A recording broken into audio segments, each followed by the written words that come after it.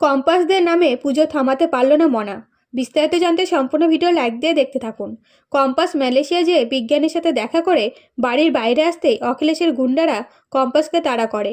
কম্পাসে থেকে bag mobile ছিনিয়ে নিতে যায়। তখনই বিহান এসে কম্পাসকে রক্ষা করে আর বলে, একা একাই চলে এলে, আমি যদি না আসতাম তাহলে কি হতো?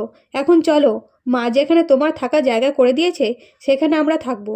এই বলে বিহান কম্পাসকে ভালোবেসে হাত ধরে ধরে সেই হোটেলে নিয়ে যায়।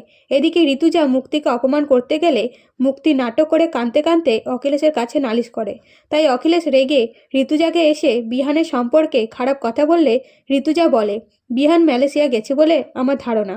কারণ বিহান জানে তার স্ত্রীর শত্রু অনেকে তার খারাপ চায়। তার নিজের স্ত্রীকে রক্ষা করতে গেছে। আর বিহান যেদিন জানবে তার স্ত্রীর ক্ষতি করতে চাইছে কারা, তাদেরকে ছেড়ে দেবে না, উচিত শিক্ষা দেবে। এদিকে সকালে বিহান আর কম্পাস একসাথে বাড়ি ফিরে আসার সময় বিহান বলে, কম্পাস, বাড়িতে পুজো হচ্ছে তো? পুজো বলে আবার বিয়ের আয়োজন হচ্ছে না তো? তখন কম্পাস বলে, আপনি যেখানে আমিও সেখানে, তাই আমার জানা নেই। অন্যদিকে মনা ছদ্মবেশ নিয়ে বিহানদের বাড়িতে আসে বিহান আর কম্পাসের একসাথে পুজোতে বাধা দেবে বলে। তখন মুক্তি বলে, মনা এমন কিছু করবে পুজোর সময় যাতে মনে হয় এই বিয়েটা অশুভ।